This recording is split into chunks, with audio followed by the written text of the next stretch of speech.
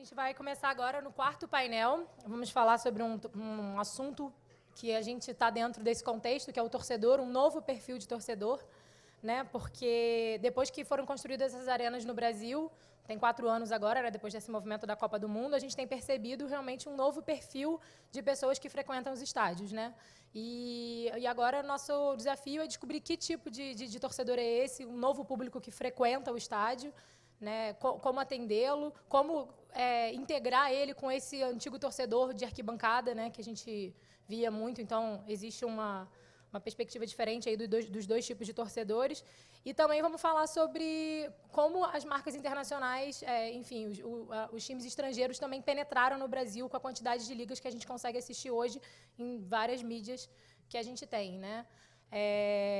Tenho até, como repórter, eu tenho uma coisa curiosa para contar, já tinha contado até para o Fernando sobre isso, que recentemente, fazendo uma matéria para a Liga dos Campeões, eu achei um torcedor aqui de Piracicaba, que tem 5 anos e ele sabe todo o time do Barcelona, inclusive de reservas, ele sabe montar o time, quem é que substitui quem, assim, é uma coisa bem incrível.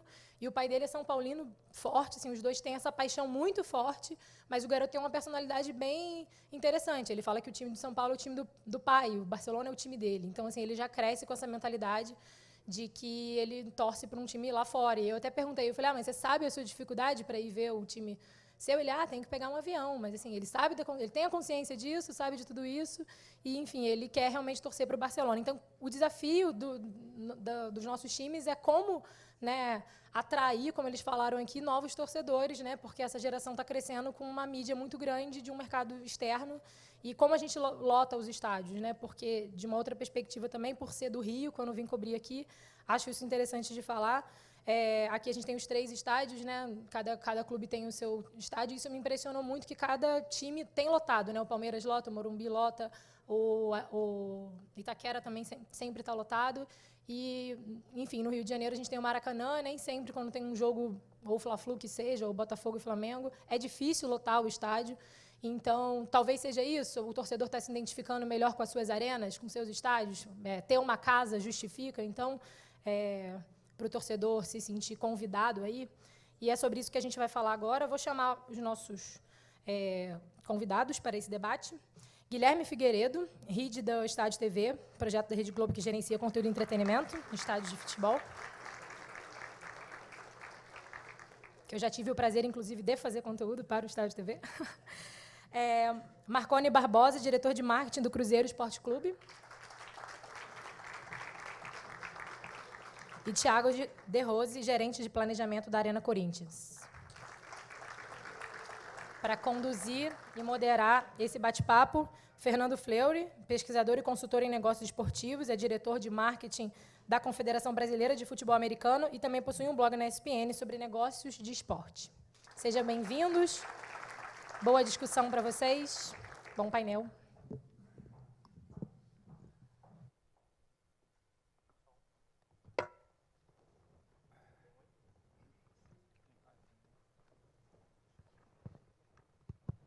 Boa tarde, pessoal, tudo bem? Boa tarde, Guilherme, Marcone, Thiago. Prazer estar aqui com vocês. Quando me convidaram para vir fazer esse debate, para mim foi bem interessante para moderar vocês, porque o crescimento do nosso mercado no esporte passa muito pela forma como a gente vai tratar esse torcedor, né? Ou esse consumidor, de acordo com que algumas linhas que a gente quer atuar.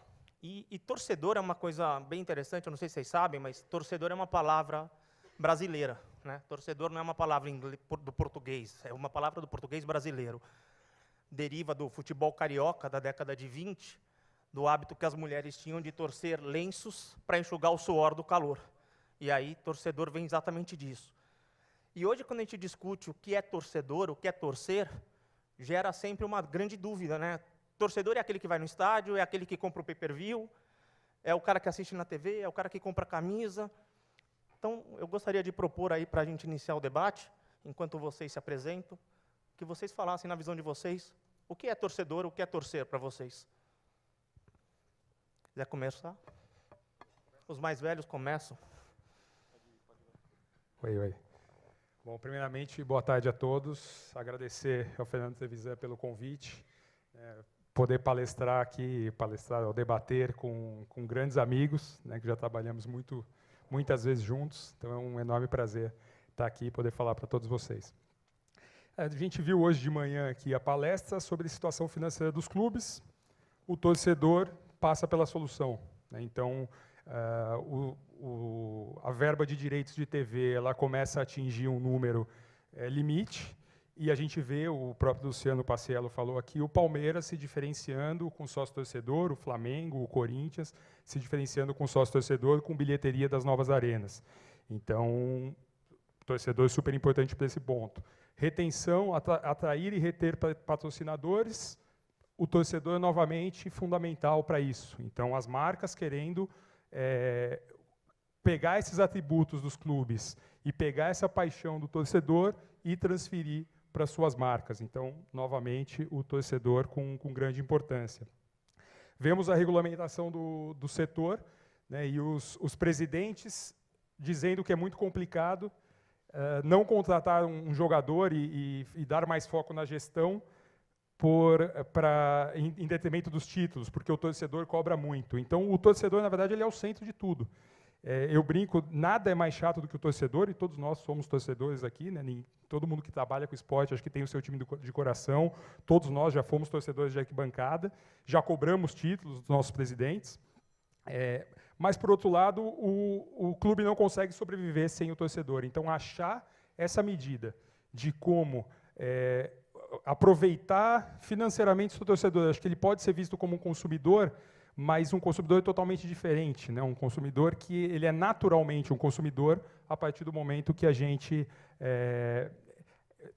toca nos pontos certos para ele consumir. Então, na hora que ele se sente tratado como um consumidor, ele tem alguma resistência e fala, opa, peraí, mas você está brincando com a minha paixão, então não é simples de fazê-lo consumir, mas ele é um consumidor natural no momento que o time está bem e no momento que os resultados em campo começam a aparecer, ou até na gestão.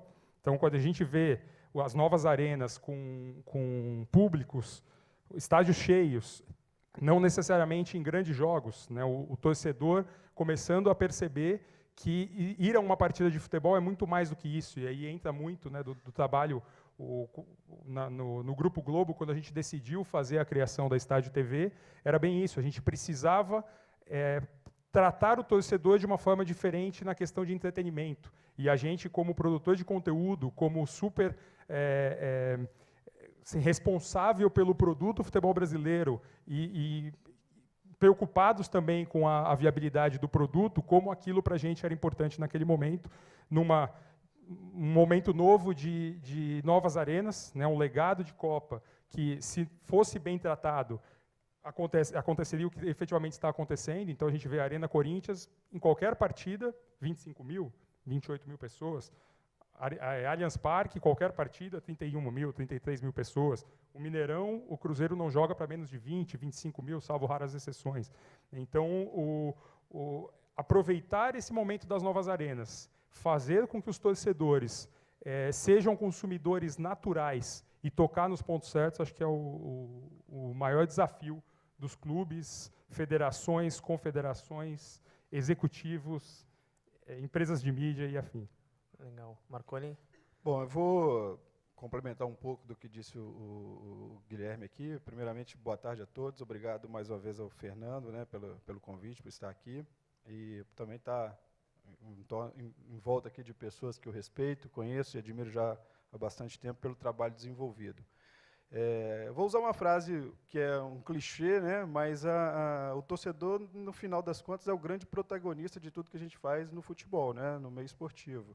Ele é a razão de tudo, é para ele que a gente trabalha, é para ele que a gente monta times, e, na última linha, ele é o principal financiador de tudo, da maneira como o Guilherme expôs aqui, né, à medida que você tem os recursos vindo de patrocínio, vindos de bilheteria, vindos o próprio recurso vindo oriundo da televisão, né, tudo isso acontece em função da grande massa de consumidores que a gente tem, ao final de tudo, que são os torcedores dos nossos clubes.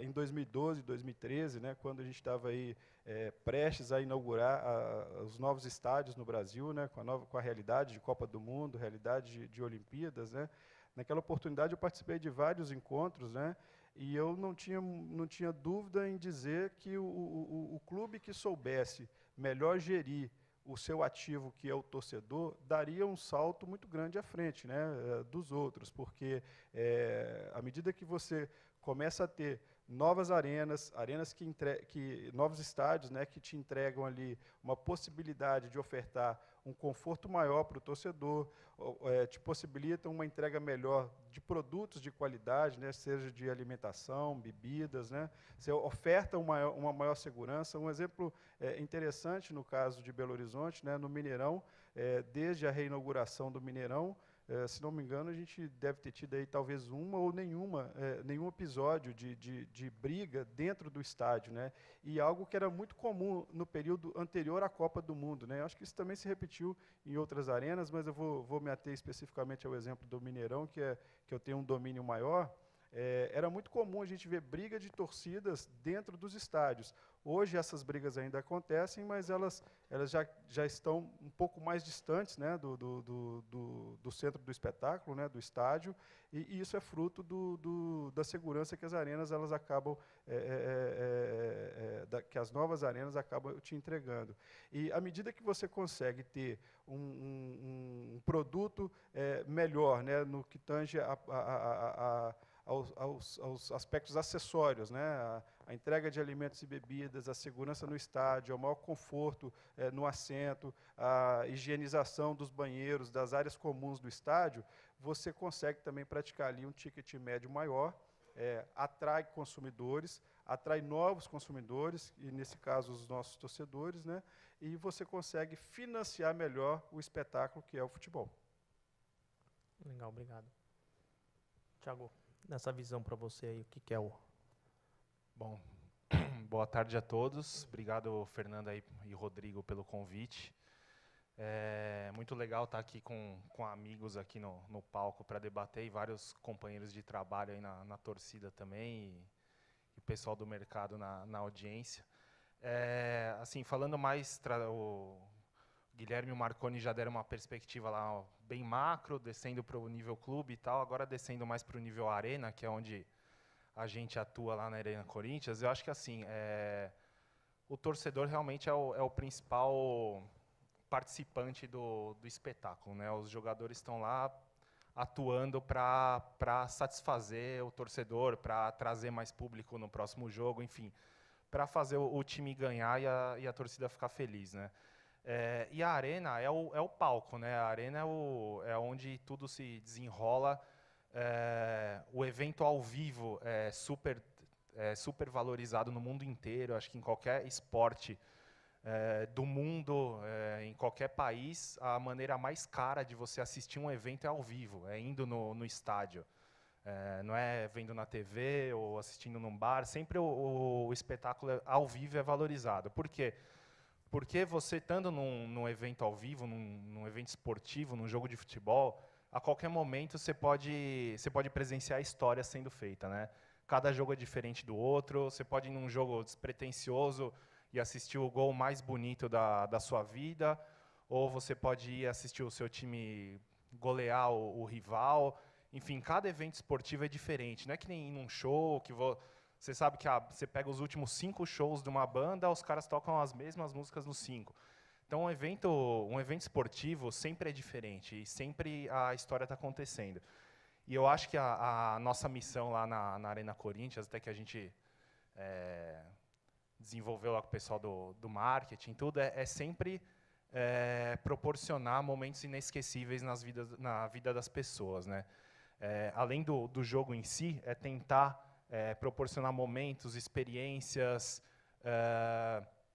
atividades que marquem cada pessoa que está indo assistir o jogo. E eu acho que essa é a diferença que está acontecendo no Brasil nos últimos anos. Cada vez mais atividades que envolvem, que criam experiências além do jogo. Então, tem telão, atividade pré-jogo, atividade pós-jogo. São espaços diferenciados para diferentes públicos. Hoje você tem ingresso desde R$20 até R$500 no estádio. Então, você está começando a atender cada vez mais tipos diferentes de públicos, que não é só o povão que tem que ir no estádio, e também não é só o cara rico que tem que assistir o jogo. Tem que ter oferta para todas as categorias, né? Porque as pessoas querem consumir o espetáculo. Então, eu acho que assim, juntando todas essas pontas, a gente consegue criar uma oferta legal para vários tipos diferentes de público poderem comparecer e desfrutar da melhor experiência da sua vida, com a sua família, com a sua namorada, com a sua esposa, com o seu filho, com seus amigos. Enfim, a gente, cada vez mais o jogo de futebol é um espetáculo, não no sentido de ser tipo NBA, que às vezes o cara liga mais para a festa do que para o jogo, não é isso. Acho que a nossa cultura não é assim. O jogo ainda, a competição ainda é o mais importante. O torcedor, ele quer participar junto, ele se sente responsável pelo resultado da partida, né? Acho que ele sente que a torcida dele faz o time melhorar ou não. Mas é criar toda essa atmosfera para o cara sair de lá falando, putz, preciso voltar no próximo, porque isso aqui é muito legal, né? Acho que isso é o cerne da questão. Eu acho que esse ponto que você tocou é importante, porque vai muito naquilo do que a gente fala da torcida da Copa do Mundo e a torcida dos nossos campeonatos, né? Uma torcida mais fria, uma torcida mais acalorada. Nesse ponto, uma questão que eu sempre levanto é o futebol, o esporte em geral, muitas vezes ele é maldoso com o torcedor, né? Porque todos vocês colocaram o torcedor como um grande stakeholder, se não o principal stakeholder do esporte, até porque, no fundo, tudo gira em torno dele, né? O dinheiro da TV é baseado nele, o dinheiro do estádio é baseado nele. E quanto mais ele participa, né, mais ele valoriza o espetáculo e mais caro fica o espetáculo para ele, no fim, né? Como lidar com essa situação, ainda mais num país que está em crise, vindo de 2 grandes eventos esportivos, que está deixando uma herança para a gente trabalhar? Como lidar com essa questão, seja no estádio ou fora do estádio? Não sei se você quer começar.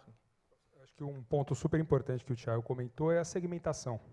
Acho que as novas arenas, elas permitiram uma segmentação do público que é fundamental. A gente vê a Arena Corinthians, por exemplo, uma das arenas mais espetaculares do mundo, com o setor norte sem cadeiras, porque tem uma parte da torcida que quer ficar em pé o jogo inteiro, pulando o jogo inteiro, e aquilo é importante para ele, como torcedor, e aqui a gente não está falando nada de classe social, absolutamente nada. Quem daqui, certamente com condições de comprar um camarote, quer ir lá na arquibancada para extravasar e para ficar pulando e para torcer para o time dele, porque aquilo é uma terapia quase para ele no final de semana.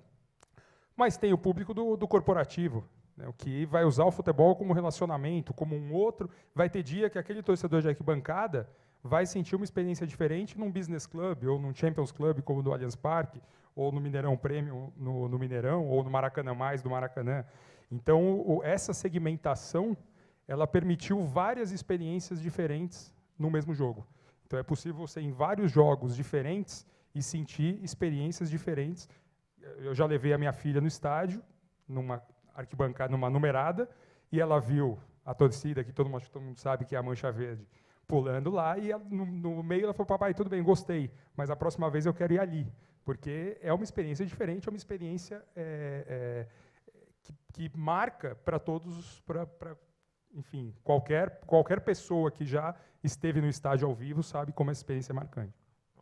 Os estádios, né, eles foram construídos, né, muitos deles no caso específico do Mineirão, né, com uma capacidade muito elevada, né, e que te abre essa oportunidade de segmentação. O Mineirão, por exemplo, com 64 mil lugares, é perfeitamente possível você ter setores onde acomode públicos com poder aquisitivo menor e o público que tem um outro anseio, uma condição de pagar mais pelo espetáculo e tem demandas diferentes também.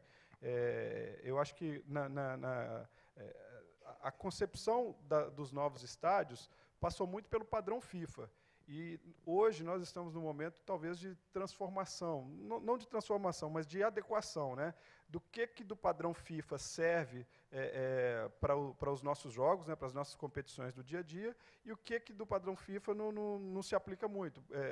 Por exemplo, a retirada das cadeiras de determinados setores, né? Isso já aconteceu aqui em São Paulo, já aconteceu no Rio Grande do Sul, e deve acontecer também em Belo Horizonte. A gente tem discutido, já iniciamos uma conversa com o administrador do Mineirão para fazer isso no estádio também, porque a gente percebe que o torcedor ele tem um comportamento diferente. Diferente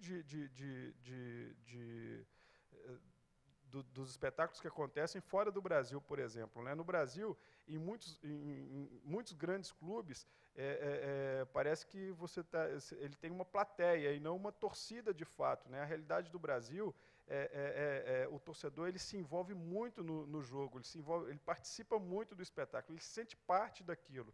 E a maneira como ele se comporta no estádio, na cabeça dele, ele faz diferença se ele está lá ou não.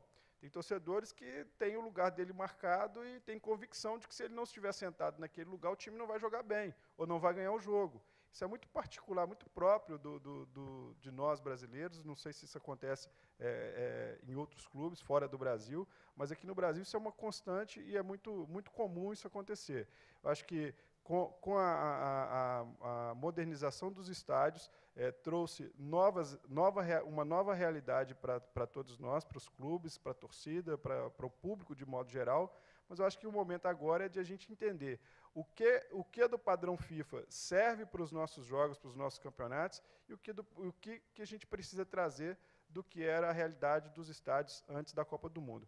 Uma curiosidade em Belo Horizonte, né, nós temos no estádio, no Mineirão, uma comida muito típica de Minas Gerais, né, de Belo Horizonte, que é o tropeiro, né, o feijão tropeiro. Em Belo Horizonte tem um prato que é servido, que se chama tropeiro, e esse tropeiro é um feijão tropeiro, arroz, um bife, couve e ovo. Quando o Mineirão foi reaberto, obviamente, tivemos uma nova demanda de inspeções sanitárias, órgãos de segurança, corpo de bombeiro, polícia militar, enfim, várias interferências em relação ao novo comportamento da oferta de produtos, né? O tropeiro que era feito no Mineirão, antes do fechamento do estádio, ele era feito em condições muito precárias. Eu cansei de ir ao estádio e ver a carne do tropeiro, né, jogada, é uma carne de porco jogada em cima de uma bancada qualquer lá. Com a reabertura do estádio, a vigilância sanitária esteve no Mineirão e colocou ali uma série de padrões que deveriam ser seguidos para que pudesse ser feita a oferta do alimento, né, daquele produto. Uma das coisas que, naquela oportunidade, nós não conseguimos fazer foi oferecer o tropeiro com o ovo. Nós ficamos quase um ano servindo feijão tropeiro no estádio sem o ovo. Isso foi tema de debates em programas esportivos, foi tema de grupos de WhatsApp, rede social, mas assim, uma infinidade de discussões, porque não tinha o ovo no feijão tropeiro, no tropeiro do Mineirão. E não tinha por causa das inspeções da vigilância sanitária, da maneira como o ovo deveria ser acomodado, e, enfim, não teve condições logo na abertura do estádio. Passado quase um ano, a pressão foi tão grande que hoje tem o ovo lá, e eu não sei dizer se as regras que a vigilância sanitária impunha anteriormente, elas foram cumpridas ou não. Sei que o ovo voltou em função do clamor popular. Existe muitas pessoas hoje que frequentam o estádio, comem o tropeiro do Mineirão hoje e têm certeza que o tropeiro de antigamente é muito melhor que o tropeiro atual. E eu via, né, o preparo do tropeiro anterior e o preparo do tropeiro atual, não há comparação. O preparo de hoje é muito superior, infinitamente melhor em termos de qualidade, apresentação, entrega, do que acontecia anteriormente. E esse é um pequeno ponto, um pequeno exemplo de como é o futebol raiz, né, e o futebol... Uma curiosidade super interessante, teve o dia que o ovo voltou, foi um evento no Mineirão. Então, até hoje, tem comercial que passa no telão, que fica, o ovo voltou, e tem uma musiquinha, o ovo voltou. Não, foi aí uma oportunidade das novas arenas, né? Então, marcar o momento da volta do ovo com o evento do ovo voltou. Então, sabe, falou o ovo voltou por acaso, não é porque realmente essa é a hashtag. Eu dei aula recentemente para um torcedor do Cruzeiro, que ele estava revoltado com o tropeiro, porque além de não ter ovo, era feita por uma empresa paulista, e ele tinha certeza que era isso que prejudicava a fabricação e o gosto. É legal. Thiago, você que está direto no estádio, né, na Arena Corinthians, como que você vê essa questão da segmentação? A gente tem um episódio muito claro aqui para a imprensa, que ela debate bastante, que é a tal da elitização, né? Até o Gustavo Lage fez uma indagação a respeito aqui, ele cita, o futebol é uma manifestação popular, o futebol é amor. Então, do que interessaria para os times tirar a classe mais baixa do estádio, se é que isso interessa, né? Na minha visão, na verdade, eu acho que tem espaço para todos, mas como é que vocês veem isso? Vocês que estão literalmente lidando aí com esse público. A gente encara exatamente dessa maneira. A gente acha que tem espaço para todos e segmentação é a chave. A gente tenta fazer preços e ofertas para todos os bolsos e todos os gostos, né? Por exemplo, a gente lançou um pacote do Campeonato Brasileiro dos 18 jogos, que dependendo do setor, o ingresso saía R$21 por jogo, que é um ingresso bem barato. A gente tem total ciência desse lance da elitização, até porque a gente saiu de um Pacaembu, que era um estádio muito tradicional, que a torcida adorava, tal. É aquele negócio do é ruim, mas é bom, sabe? Tem seus problemas, mas faz parte do folclore, é assim, é o Pacaembu, não sei o quê. E quando o Corinthians mudou para a Arena, foi bem complicada essa transição, porque o estádio realmente era frio. Logo depois da Copa, ele não estava decorado, ele era cinza, né? E os preços iniciais eram muito altos. Então, o que a gente vem fazendo aí recentemente? A gente vem gradualmente, ajustando os preços, a gente vem baixando os preços, uma hora vai parar de baixar, óbvio, mas nós estamos fazendo ajustes para chegar nesse ponto ideal, passar da euforia inicial, do estádio novo, não sei o que lá, até chegar numa maneira mais justa, que você encontre um equilíbrio, que o público vá, independente do time estar bem ou não. E só para complementar, vontade. É fundamental não perder esse laço da cultura e da identidade do time. Eu acho que cada torcida é diferente. A torcida do Cruzeiro tem suas características, do Palmeiras, do São Paulo, do Santos, do Atlético, do Flamengo, e a torcida do Corinthians tem as características dela.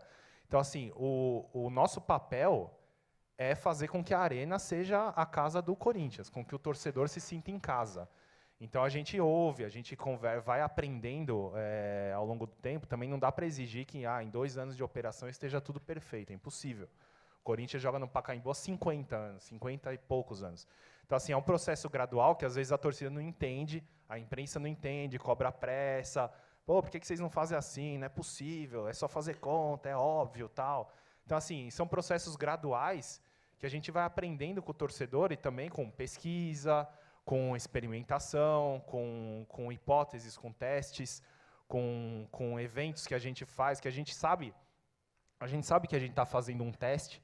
Às vezes a gente não precisa transmitir isso para a torcida, tal, mas às vezes a gente faz alguns preços específicos, algumas ações que são realmente para testar para a gente saber como ajustar. E nós continuamos nessa fase de ajuste. Nós estamos chegando no equilíbrio. E, assim, também tem outra coisa que é legal falar, que tem uma falsa impressão que lá antigamente os estádios eram todos lotados, que não sei o quê, que todo mundo ia e tal. Não vou entrar em detalhes dos outros times, porque eu não sei exatamente, mas vocês devem ter números na cabeça. A maior média de público do Corinthians, desde o ano 2000, antes da construção da Arena, foi um ano que deu, se não me engano, 26 mil pessoas de média. Que foi o 2008, o ano que o Corinthians estava na Série B. Então, está provado que o público quer ver gol. Quer ver o time jogar bem, quer ver golear. E sabe, quando o time grande cai para a Série B, a tendência é passear, ser campeão, tranquilo e tal. Eu acho que tem uma coisa interessante que você falou, que essa questão das novas arenas. E quando a gente também tenta confrontar com os estádios europeus, com o público europeu, vale lembrar que lá eles já estão fazendo isso há 30, 40 anos, né? Então, é até injusto da nossa parte comparar o que o estádio, quando a gente traz lá, a Alemanha tem 98% de estádio lotado. Faz 40 anos que eles trabalham para isso, né? E vocês estão trabalhando nisso. E nós estamos, a gente vem com uma média constante de 30 mil, que no Pacaembu isso não existia. Só para dar um exemplo prático, em 2005, no famoso jogo do 7-1, a gente tinha 23 mil pessoas no Pacaembu. E o Corinthians estava na reta final para ser campeão. Agora, você vai qualquer jogo na Arena, dá mais de 23, salvo algumas exceções, mas, por exemplo, a abertura do Campeonato Brasileiro, tivemos mais de 31 mil, enfim, a nossa média é 32. Então, assim, tem essa percepção na cabeça das pessoas que antigamente era mais barato, o estádio lotava, não sei o quê, e os números provam o contrário, né? E é isso que a gente quer manter esses 30 mil e subindo devagarzinho, ajustando, não perder a identidade da torcida, fazer ela se sentir em casa. Acho que essa é a ideia. Legal, obrigado. Acho que o Marconi queria fazer um comentário. Só falar sobre a elitização, né? Porque a palavra elitização é muito comum hoje.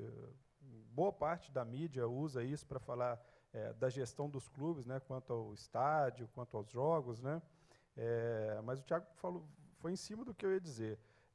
De 2013 para cá, o Cruzeiro faturou em receita de borderô, né, algo em torno de 150 milhões de reais em bilheteria.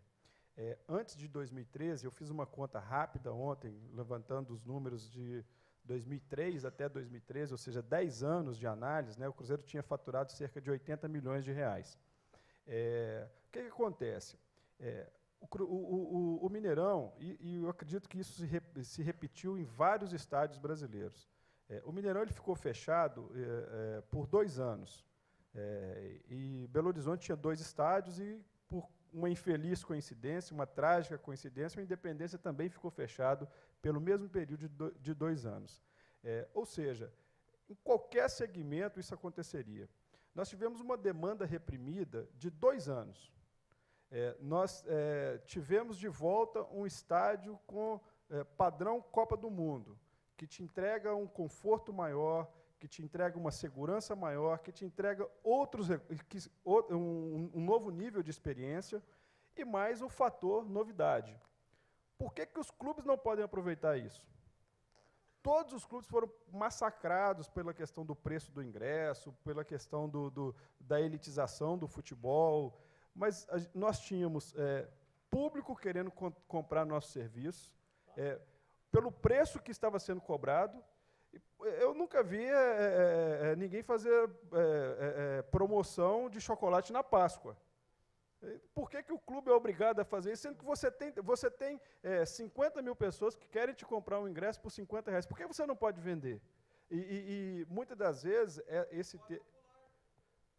é popular, mas se você tem condições se você tem pessoas querendo fazer a compra pelo preço que está ofertado, não excluir. Porque qual que é a questão? Pessoal, vamos pedir para quem está na plateia pelo menos respeitar a ordem da questão, tá? Por favor. Pode falar. O que eu estou defendendo? Eu estou defendendo que se você tem um produto que tem clientes, torcedores que querem comprar pelo preço que você está ofertando, e você tem alta demanda para ele, você não tem motivo para vender ele mais barato nesse momento. É o que o Thiago falou. O estádio foi reaberto, foi colocado o preço, o público comprou o serviço. À medida que que vai passando o tempo, você tem outra demanda, a demanda está diminuindo, o preço que você está colocando, ele não tá funcionando mais. Você tem que fazer o ajuste. Esse que é o ponto. Agora, num estádio de 64 mil pessoas, que você pode trabalhar desde o preço mais baixo ao preço mais alto, eu acho que você pode fazer isso. A questão é que, na reabertura dos estádios, com a demanda reprimida que existia, não fazia sentido você fazer isso naquele momento. Hoje, a realidade é outra. Perfeito. Eu acho que a sua comparação com a Páscoa é bastante pontual e bem interessante, porque é isso. Na verdade, a gente está falando de oferta e demanda. Então, quando você tem uma oferta que é a demanda que é, na verdade, correspondente ao que está sendo ofertado, é natural que os preços subam até, né? E apesar do futebol ser um esporte popular, a gente está falando de um esporte profissional. O esporte popular pode ser praticado em vários lugares. Na verdade, pode ser praticado no seu bairro, pode ser praticado nos seus arredores. Nós temos diversas divisões que não recebem público e audiência poderiam receber pela popularidade do esporte, né? É só perguntar para vocês, quantos de vocês vão assistir um jogo, na verdade, por exemplo, como o Juventus da Rua Javari aqui em São Paulo, ou um time, vamos pegar um América no Rio de Janeiro, né? Vocês têm essa demanda para ir. Isso também é o futebol popular. Só um que detalhe, está falando de um futebol profissional, onde você tem que pagar um orçamento no fim de uma folha de pagamento de 10, 12 milhões mensal só de jogadores, né? Só um detalhe importante, é o seguinte, todas as finais de competição, todos os jogos decisivos, em que a demanda era extremamente maior do que a oferta, sempre foi praticado os preços maiores, sempre. Então, o que aconteceu nesse período? Nesse período você tinha uma demanda maior, só que não era final. Era no começo das competições, e os clubes se aproveitaram disso. E, obviamente, hoje, muitos deles, e o Cruzeiro faz isso também, está revendo seus preços e fazendo novas ofertas. Eu acho que o grande trabalho dos clubes, e aí pergunto isso para vocês que trabalham com times, e até para você, Guilherme, que conhece bem a questão das TVs, em virtude dessa mesma questão, claro que existe um equilíbrio que deve ser procurado pelos times, que é, ao mesmo tempo que tem receita, você tem que atrair torcedores. E a gente entra nessa questão da segmentação que vocês estão trazendo. Trabalhar com um modelo de segmentação para 60 mil pessoas é altamente complexo. Porque quando você vai segmentando, você tem um perfil diferenciado. Gente que está indo lá só para assistir o jogo, né, não só assistir, mas é aquilo que, na verdade, é o produto principal. Mas tem muita gente que vai lá nem para assistir o jogo, que vai lá para conviver com os amigos, para a relação do entretenimento. Como lidar com isso, né, até para tentar equilibrar o que é a paixão popular e o que é a necessidade de receita? É mais ou menos como você vai num churrasco, né, e você quer comer picanha, mas você quer pagar pelo quilo de acém no churrasco. Isso não vai funcionar. Como é que vocês equilibram isso? Como é que vocês veem essa questão dentro aí do conceito? Só um ponto, a gente sofreu bastante isso no início da Estádio TV, né, na definição de programação e na definição, dos principais objetivos da Estádio TV junto com as arenas era trazer o público mais cedo para o jogo. E a gente sabe que são perfis completamente diferentes de público durante o jogo. Então, obviamente, as famílias, o pessoal que vai menos aos estádios, vai entrar mais cedo até para experimentar um pouco mais aquele momento de arena. O torcedor mais fanático, ele vai ficar bebendo lá fora, a gente estava conversando isso aqui antes, vai ficar bebendo lá fora até 5 minutos antes do jogo e vai entrar para a partida de futebol em si. E, no caso dos telões e da programação de telões, a gente precisava fazer exatamente essa graduação. Então, câmera do beijo, a gente viu muito ser criticado a câmera do beijo, ou ser criticado a câmera da dança, porque era a americanização do futebol, e acreditem que a gente sempre teve muito medo disso, a gente trabalhou muito para que isso não ficasse caracterizado. Ela acontece em um determinado período do jogo, na parte mais inicial da partida, quando chega mais perto do jogo, é jogo histórico, é relembrar grandes conquistas para a torcida, aí sim a gente deixar que a própria torcida, aquele movimento natural das organizadas ou não organizadas, gritando e comemorando. Então, esse trabalho da experiência de jogo é uma questão fundamental. No caso do Cruzeiro, né, uma alternativa que a gente encontrou para poder trabalhar melhor essa segmentação do público foi investir pesado no programa de sócio-torcedor, né? O sócio-torcedor, ele te cobra ali um valor pequeno, né, de mensalidade, e a partir daí você consegue, o torcedor ele passa a ter acesso a ingresso com desconto. Então, naquele momento em que o preço do ingresso estava num patamar mais elevado, esse desconto ele era extremamente relevante e trazia o preço final do ingresso para uma realidade mais ou menos satisfatória, né? Já acessível a boa parte das pessoas. Hoje, com os ingressos mais baratos que nós temos praticados, hoje o Cruzeiro vende um ingresso para um jogo a R$10. Em 2003, quando o Cruzeiro ganhou tudo, né? Foi campeão mineiro, campeão brasileiro, campeão da Copa do Brasil. A final o último jogo, o jogo mais importante daquela oportunidade, né, custou R$10. Então, no futebol, você pratica preços de ingressos, no caso do Cruzeiro, o ingresso que foi vendido em 2003 a R$10, hoje, em 2017, a gente vende ingresso a R$10 também. Vocês diriam, na verdade, que existe uma percepção errada, né, ou uma falsa percepção sobre o valor do produto, na verdade, então, no ticket? Naquela oportunidade, não. R$10 era um preço elevado para aquela oportunidade. Eu digo hoje. Então, quando as pessoas falam que o futebol é caro, talvez ele não seja tão caro quando você compare com outras plataformas de entretenimento. Se você pegar pelo preço do ingresso mais caro, ele é caro, sim. A maioria das pessoas que fazem análise sobre elitização do esporte, quase sempre, a elitização do futebol, quase sempre pegam o preço mais caro do ingresso. No caso em Belo Horizonte, por exemplo, 40% dos ingressos têm que ser obrigatoriamente vendidos à meia entrada. Ou seja, se você tem um ingresso a R$40 na bilheteria, 40% deles vão ser vendidos a R$20. E hoje, com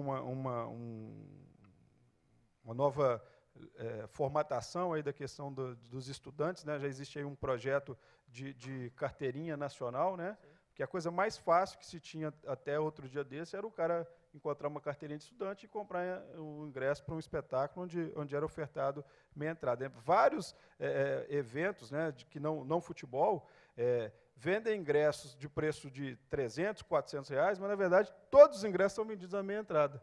No futebol, não. No futebol, você tem os ingressos do preço cheio e os ingressos de meia entrada. E 40% dos nossos ingressos hoje são vendidos à meia entrada. Tiago, em cima disso, você que está aí envolvido diretamente com a Arena mesmo, né, e toda a questão de precificação, não sei se você pode até falar para a gente, mas a base de vocês de divisão, por exemplo, do preço do mais caro ao mais barato, quantos por cento vai para o mais caro e quantos por cento vai para o mais barato? Qual é a demanda, não a demanda, mas a oferta, na verdade, que vocês fazem sobre essas taxas? Falando de preço de face, que é o que, na verdade, é o que menos é vendido, né? Porque todo mundo é sócio-torcedor, tem desconto, meia entrada, etc. Mas se for falar por preço de face, hoje o nosso ingresso mais barato para um jogo é R$40 e o mais caro é 178. E esse público dos 40 representa quantos por cento do estádio? São 8 mil lugares. Tá? Então, são 20% do estádio. Tá? A gente tem, se você somar, nós temos mais ou menos 30 mil lugares abaixo de R$100 hoje. Tá? Então, é até uma política nova que a gente colocou em prática esse ano, junto com o César, que é o nosso gerente de marketing que está aí também, que a gente trabalha junto nesse sentido. A gente vem aprendendo, como eu falei, a gente vem aprendendo. Esse ano a gente adotou uma política de privilegiar, até devido a algumas pesquisas que a gente fez com torcedores, a gente sabe que o que o torcedor privilegia é visão do campo e preço. Então, a gente fez até uma política nova que a gente cobra mais caro na área central, mais barato nas laterais, até para dar mais opções de preços para o público. E se você é sócio-torcedor, você pode pagar até R$20 no ingresso, 21, como eu falei. E esse ingresso de 178 sai a R$100. Então, assim, realmente tem para todos os bolsos. Eu acho que hoje pagar R$20 para ir no estádio do nível da Arena Corinthians, ou do Mineirão, ou do Maracanã, do Allianz, para ver um jogo, eu acho que tá ok, né? Nenhum cinema você paga R$20 hoje, né? Para assistir um filme que logo depois do filme você já esqueceu, você nem lembra do que se trata o filme. Então, eu acho que assim, a gente tenta atender todo mundo, né? Porque também não é o que você falou, não dá para querer só elitizar, até porque as pessoas gostam de ir no estádio, né? Então a gente tenta segmentar para agradar a todos os públicos. Legal. Acho que em cima disso a gente tem uma pergunta aqui do Pacello, do Marcelo, e a questão é em cima dessas questões de ocupação, né? Claro que a gente sabe que preço acaba sendo um fator decisório, né? Um fator de alto impacto na decisão, mas quais são os trabalhos que vocês podem realizar internamente sem lidar com preço? Né, o que você vislumbra aí, Thiago, o Guilherme até falou uma questão também do que vocês fazem com os telões e tal, para trazer esse público para dentro do estádio. O que vocês podem ofertar, o que nós, no meio do esporte, podemos ofertar para o torcedor para ele vir para o jogo, né? O vice-presidente da NBA, ele tem uma frase que é interessante, que ele fala assim, as pessoas vêm para cá para passar 120 minutos com a gente, e só 48 está relacionado ao produto principal. E no futebol também podia ser algo como essa questão, né? Hoje o torcedor ele quer ir, passar os 90 minutos, assiste o jogo e vai embora. O que dá para se fazer para trazer esse cara e ele ficar mais tempo? Chega uma hora antes, sair uma hora depois? O que vocês veem nisso? Flori, esse é um exercício constante. Eu acho que o reduzir ao preço a presença do público no estádio é simplificar o problema. Óbvio que o preço ele é um componente extremamente significativo para o torcedor estar no estádio. Mas o principal, o que motiva o torcedor a ir a um jogo, é o conteúdo, né? O produto que está em campo, né? Se você tem um time de qualidade, se o time está brigando pelas primeiras posições, está brigando por título, está apresentando um futebol convincente, naturalmente o nosso trabalho fica facilitado, né? O torcedor naturalmente já se interessa pelo jogo, né? Acho que o principal atrativo para um jogo de futebol hoje aqui no Brasil é, de fato, o jogo. Nós fazemos algumas ações, né, trabalhando os acessórios, mas esses acessórios eles têm até então, né, eles têm tido um impacto muito pequeno em cima daquilo que é o principal, que é o jogo em si, né. No domingo nós fizemos o jogo contra o São Paulo e o Cruzeiro vinha de uma derrota, de uma perda do Campeonato Mineiro e de uma eliminação na Copa Sul-Americana. E era a receita certa para ter um estádio com pouco público. Durante a semana, na quinta-feira, nós resolvemos que todos os sócios do Cruzeiro poderiam levar um torcedor de graça ao estádio.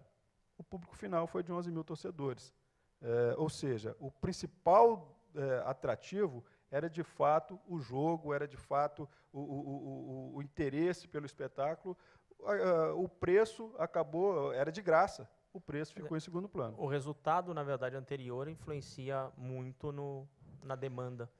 E acho que esse é um ponto de preocupação grande para os clubes. Porque quando a gente vê, o Colagrossi falou hoje mais cedo, 10% dos jovens torcendo para um time europeu, o que o clube brasileiro tem de diferente do clube europeu é que o menininho de Belo Horizonte pode ir até o Mineirão, ver o Mineirão lotado e ver a torcida gritando, e ele sair dali e falar, eu preciso vir nisso aqui todo domingo. É o menininho ir para a Arena Corinthians e ver a torcida cantando e ele pulando, e aqui tem um bando de loucos, e falar, pô, isso aqui eu não tenho do Barcelona, isso aqui eu não tenho do Real Madrid. Se ele for assistir na TV, simplesmente, ou se ele ficar só nas redes sociais, os produtos, aí sim, o Messi e o Neymar vão fazer diferença, e aí é um problema seríssimo.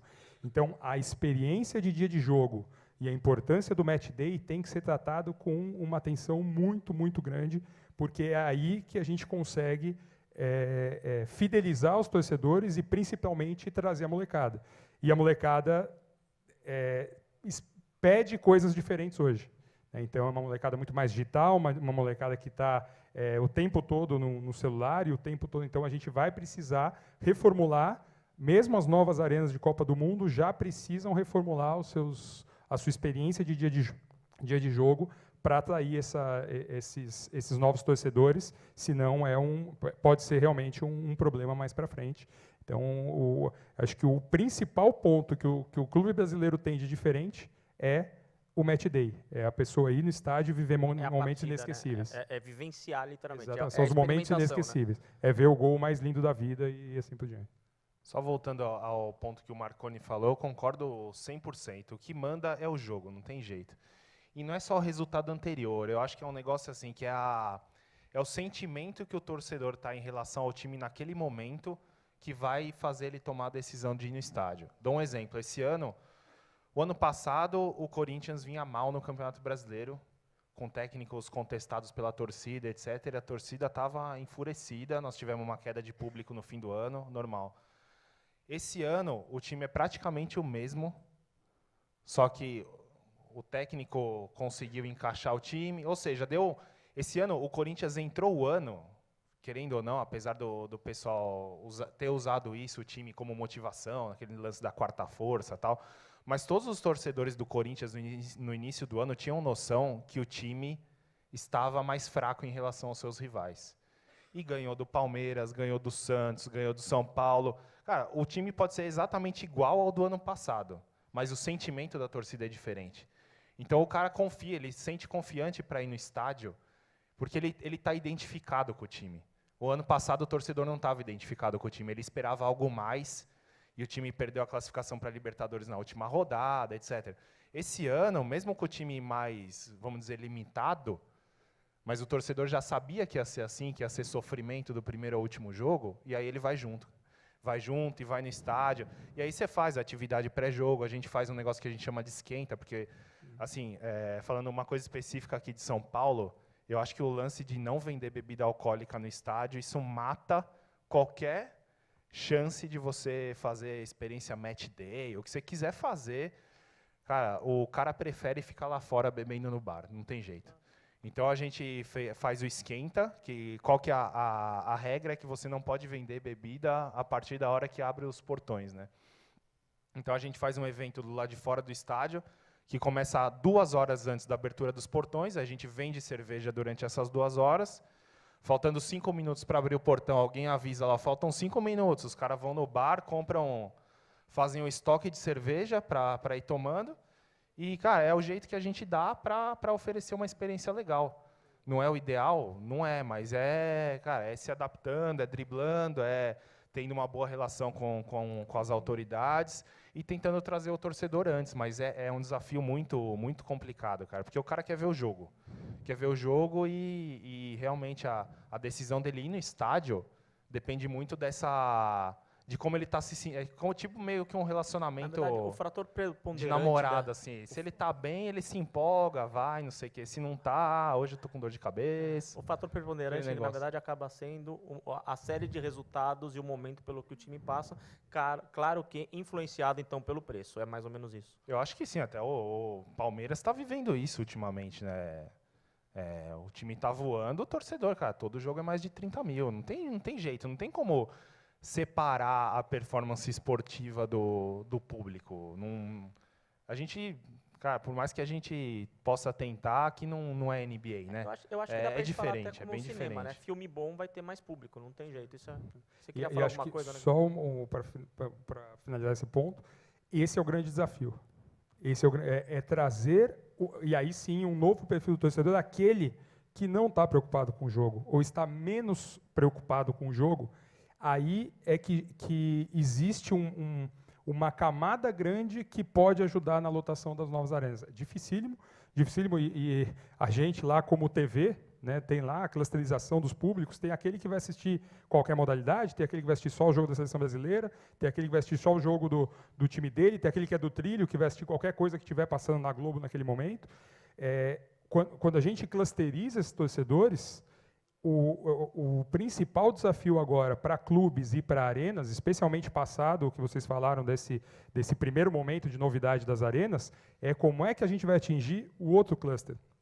O cluster que o jogo, se ganhar, se perder, ele vai ficar mais feliz, se perder ele vai ficar um pouco triste, não vai acabar o dia dele.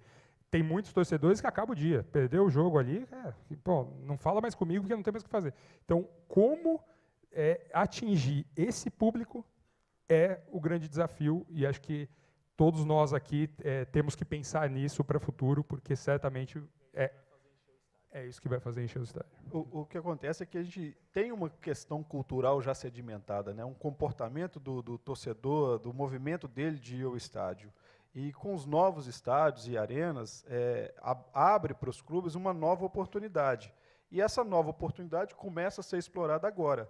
E que no futuro talvez a gente crie uma nova cultura onde o espetáculo em si, o jogo em si, tenha sim sua relevância, mas esses outros aspectos acessórios passam a ter também uma relevância maior do que existe hoje e surgir como motivador da ida ou não do torcedor ao estádio. Agora, a gente está falando do perfil desse novo torcedor e a gente acabou concentrando essa boa parte do debate no torcedor que vai no estádio, né?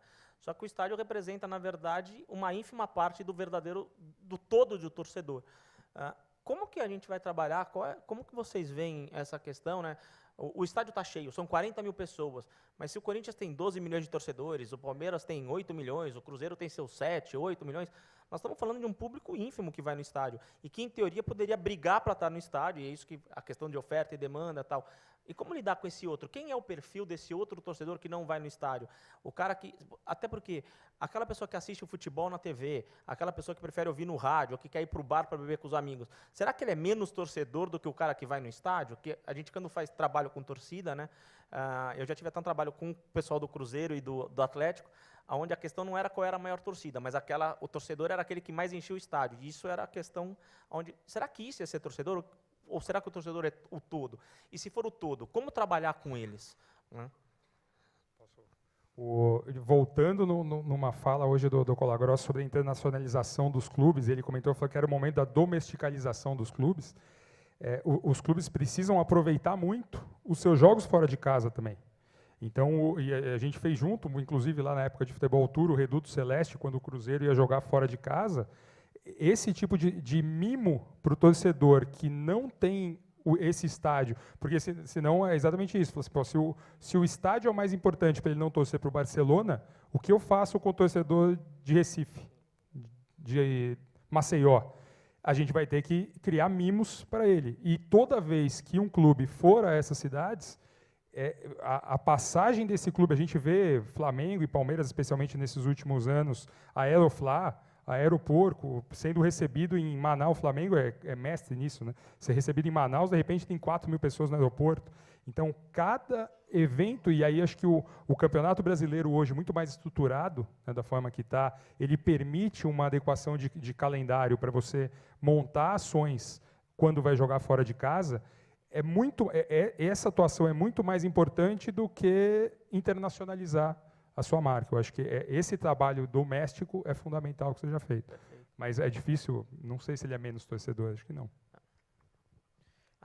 Desculpa, até que se ele for menos torcedor, você está falando que só 40.000 pessoas são torcedoras e o resto todo seria o quê? Mas graças a Deus que eu moro na cidade do meu time, porque ia fazer falta. Na verdade, o torcedor, como nós dissemos aqui desde o início, né, ele é o grande protagonista. Eu usei isso aqui, né, é o grande protagonista de tudo. E, na última linha, também ele é um consumidor de produtos do clube, né? Então, os produtos do clube não se resumem também ao jogo de futebol. Tem uma infinidade de outros produtos que são ofertados, são produtos licenciados, a camisa do time, o pacote do pay-per-view, esses eventos que o Cruzeiro ainda faz até hoje, né, são reuniões de torcedores nas cidades que o Cruzeiro vai jogar, ou em outras cidades em que o Cruzeiro não está jogando. É muito comum o Cruzeiro vai fazer um jogo agora em Recife, e a gente fazer uma reunião de torcedores em João Molevade, que é uma cidade do interior de Minas Gerais, para poder fazer esse trabalho de aproximação do clube com a torcida, mesmo esse torcedor que está mais distante. O Cruzeiro tem desenvolvido agora, trabalha muito o sócio-torcedor, né? Nós estamos trabalhando agora uma modalidade, buscando aí essa turma que é mais digital, né, uma modalidade de sócio-torcedor digital, também para buscar esse público que está mais ligado à internet, né, mais ligado a conteúdo digital, para que a gente também consiga ter um produto diferente para ofertar para um público específico. Legal. Thiago, você que vive na arena, na verdade, como é que você vê essa questão dos outros torcedores, né? Foge um pouco da minha alçada, né? Deixo mais isso com o marketing do clube, mas eu não acho que são menos torcedores. Eu acho que a gente tem vários perfis de torcedores, né? Eu sou contra generalizações. Eu acho que todo mundo tem seu espaço. Não é porque um cara foi em mais jogos do time que outro, ou porque sabe a escalação e o outro não sabe, que ele é mais torcedor que o outro, né? Eu acho que tem, como eu disse, da mesma maneira que dentro da arena, acho que fora da arena também tem espaço para todo mundo. E assim, falando como arena, o que a gente busca é atender bem todo mundo, tanto quem vai quanto quem assiste pela TV. Então, oferecendo um espetáculo de alta qualidade, digo assim, em termos estéticos, iluminação, que isso eu acho que faz toda a diferença também para valorizar o produto do futebol, né?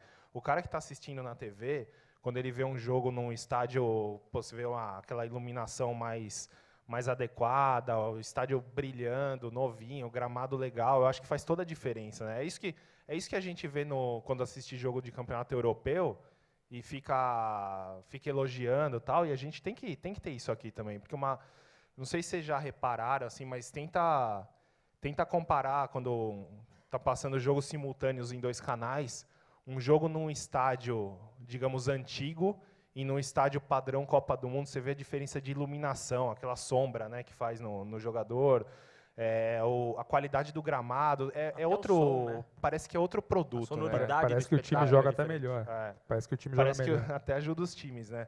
Então, eu acho que assim, isso também, escapando um pouco do assunto, mas assim, como que a Arena pode ajudar na melhora do produto para esses torcedores que estão vendo de fora, né? Eu acho que entra nessa questão de melhorar o produto como um todo. Legal. Aí para a gente até encaminhar para o encerramento, que a plaquinha aqui já levantou para nós, o Elton Paris, ele faz um comentário a respeito da plenária da primeira plenária aqui, que o César Grafetti falou sobre a questão do sócio-torcedor, que apesar do sócio-torcedor hoje ter uma importância para o clube em termos de estar vivenciando, de ser uma possível receita, no todo, quando você põe patrocínio, TV, o sócio-torcedor, ou o torcedor, mesmo que não seja o sócio, ele ainda é uma pequena parcela, na verdade, de toda a receita que gira em torno do clube, né? Então, a questão é, vocês não acham que ela é uma pequena parcela? Ela é baixa? E se ela for baixa, como trabalhar com isso para aumentar o desenvolvimento, né, ou o envolvimento do torcedor dentro dessa receita? Até porque seria a possibilidade de não ser tão dependente da TV, da venda de jogador ou do próprio patrocinador, né? Porque esse a gente sabe que nunca vai deixar de estar com o time. Bom, o sócio-torcedor, ele tem um comportamento muito similar ao produto jogo. Eu costumo dizer que quase 100% da motivação do torcedor de se tornar sócio-torcedor de um clube, em particular no caso do Cruzeiro, né, é motivado pela paixão. O time ganhou um jogo, ganhou um campeonato, está prestes a disputar um título, enfim, contratou um jogador. Nesses momentos, o número de adesões que a gente tem no programa, ele aumenta consideravelmente. A manutenção dele dentro do programa passa por estratégias que nós desenvolvemos que acabam influenciando também o lado racional, né? Se o programa é um programa de qualidade, que tipo de oferta que ele tem dentro do programa sócio-torcedor, qual desconto que ele tem, como que o clube se comunica com ele, enfim, todos os aspectos ligados aí à parte racional que vão motivar a decisão dele de permanecer ou não dentro do programa. Eu disse há pouco aqui que eu fiz um levantamento de 2013 a 2017, que o Cruzeiro arrecadou próximo de 150 milhões de reais em bilheteria, né, no borderô dos jogos. Na questão do sócio-torcedor, o Cruzeiro arrecadou cerca de 130 milhões de reais. Então, são números muito próximos um do outro, né? E tem a ver também com o estádio, com a presença no jogo. Nesse período, o Cruzeiro teve um aumento substancial da média de público nos jogos, muito superior aos anos antes da reforma do Mineirão. O melhor ano do Cruzeiro até então tinha sido, se não me engano, 2009, quando o Cruzeiro foi finalista da Libertadores e disputou o Campeonato Brasileiro classificou para a Libertadores novamente ao final de 2009, né, ou seja, disputou entre os 4 primeiros durante todo o campeonato e teve um público considerável aí durante todo o ano. Se não me engano, foram 18 mil torcedores. Hoje a média do Cruzeiro está entre 25 e 26 mil torcedores no novo Mineirão. Então, acho que o sócio-torcedor hoje, ele, pelo menos no caso do Cruzeiro, né, não são todos os clubes que atingiram esse nível ainda, né, mas o Cruzeiro tem uma receita extremamente importante de sócio-torcedor e ela, nesse período de reabertura do Mineirão, né, ela ficou muito próxima do faturado na bilheteria com o faturado só com as mensalidades do sócio-torcedor. Só lembrar que mesmo as outras receitas também dependem dos torcedores, né? Então, a receita de TV, a receita de patrocínio, enfim... Estão interligadas, né? Exatamente. A receita direta de bilheteria, sócio-torcedora, de licenciamento, né, que é uma compra mais direta, talvez varia muito de clube para clube, mas talvez não seja tão grande e tem potencial para crescer. É que essas são as Mas- receitas indiretas, né? Exatamente, Mas mas quando a gente todas- fala das receitas diretas, talvez a gente tenha que falar mais, assim, não só de bilheteria, mas compra de uniforme, Isso, né? licenciamento, Os licenciamentos, sócio-torcedor. aquilo que o clube tem até gerência direta sobre Isso. o produto, né? Um dado importante aí, em 2014, quando o Cruzeiro conseguiu aí o bicampeonato brasileiro, a soma de bilheteria e sócio-torcedor foi superior ao arrecadado com os direitos de televisão naquele ano. E uma coisa interessante para isso, de repente, Thiago, você que está na arena pode falar bem, ou dar alguma sugestão, quando a gente fala muito dos esportes americanos, ou mesmo dentro dos estádios europeus, a venda de souvenir antes do estádio, antes do jogo ou depois, é muito grande, né? Você tem essa possibilidade. E isso ainda é algo que estamos devendo para o torcedor, né? O próprio estádio, por exemplo, a Arena, ou o Allianz, ou o Mineirão, aí até uma outra questão, porque não é só do time, né? Mas ele tem uma marca forte que poderia ter produtos do próprio estádio que hoje a gente sabe que ainda é mal trabalhado, de repente vira a ser uma receita oriunda também do fundo do torcedor, né? Assim, acho que tem uma questão de acostumar o torcedor também. Às vezes o cara, o cara vai para ver o jogo, né? Não vai para comprar. Não é que não dá para comparar com o cara que vai no jogo da NBA e gasta os tubos lá para comprar souvenir, camisa, boné, chapéu, mãozinha, etc. A gente tem um movimento super importante nas lojas em dias de jogo.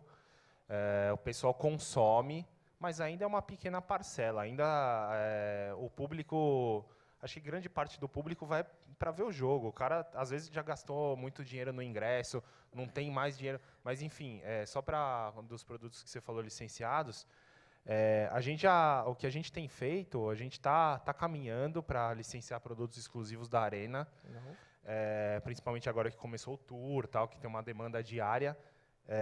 O que a gente já tem nesses esquentas que a gente tem copos comemorativos do esquenta, teve copo comemorativo da final, de campeão, essa mania que veio da Copa do Mundo de colecionar copo, cara, isso é um sucesso absoluto de vendas, vende muito, cara, e é o nosso principal produto licenciado hoje. Uma coisa que talvez possa ser reflexo, a gente tem mania de achar que lá fora fazem muito as coisas e todo mundo consome, mas na verdade quem consome lá fora também é o público estrangeiro que vai como visitante. Porque o público local faz as mesmas reclamações do nosso público aqui. Por isso, né? a importância do tour. Exatamente. Por isso, a gente via isso lá no Tour Maracanã, na época que fizemos a gestão do Tour Maracanã, eram 1.500, 1.600 pessoas por dia, num nível de consumo muito mais alto do que em dia de jogo. A Arena Corinthians vai começar a perceber claramente com a Casa do Povo agora, são torcedores ávidos por consumo, muito mais do que aqueles em dia de jogo. Legal. Queria agradecer a Trevisan, a THE, Fernando, Rodrigo, obrigado aí pela oportunidade. A todos vocês aí, não deu para fazer todas as perguntas que vieram aqui, até pela extensão das respostas, né? Agradecer Thiago, Marconi, Gui, e deixar aí para vocês também um minutinho aí para vocês encerrarem, né? E deixarem o seu recado aí para vocês. Estamos atrasados, muitíssimo obrigado, imenso prazer participar. Boa tarde a todos. Obrigado mais uma vez, um grande prazer estar aqui e boa tarde. Obrigado a todos aí, boa tarde. E quem quiser fazer o tour na Arena, só no tour.arenacorinthians.com.br. O César dá desconto para todo mundo aí, é só procurar o César lá atrás. Obrigado. Obrigado, pessoal.